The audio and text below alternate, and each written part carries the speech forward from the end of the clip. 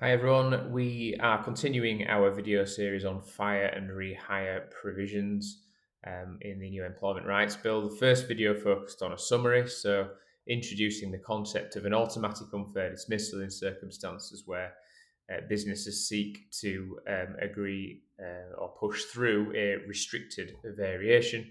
The employee disagrees and the employee is subsequently dismissed or is replaced with another employee or indeed a non-employee.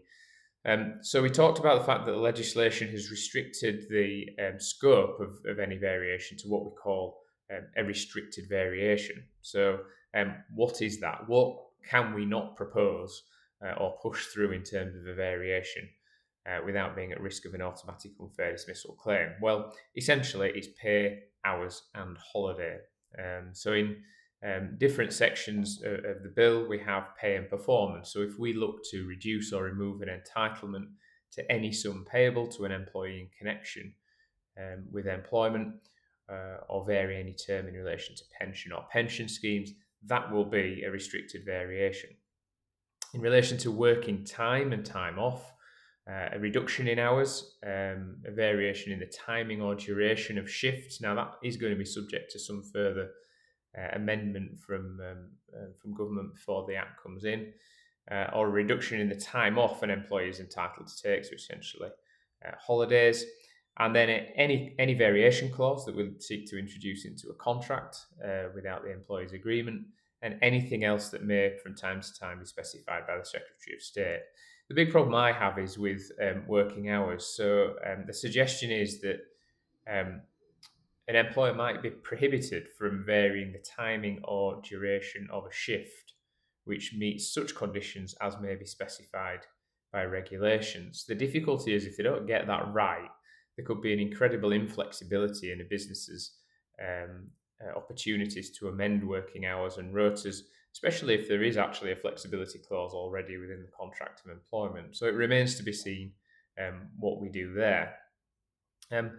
There is nothing in the legislation which prevents employers from using an existing valid variation clause or hiring new employees with those clauses in place. So, if we're talking about October 2026 for implementation, there is a benefit in looking at contracts of employment now and identifying whether we can build in as much flexibility as we may need in the future so that we could rely on those provisions, hopefully, once these elements of the Employment Rights Bill come into force.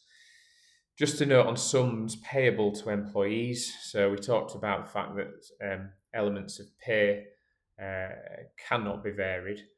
That is any sum payable to an employee. That does seem to exclude expenses incurred by employees and potentially a payment or benefit in kind of specified description. So I'm not sure whether certain benefits such as private health insurance or life assurance may be excluded from the restricted variation regime.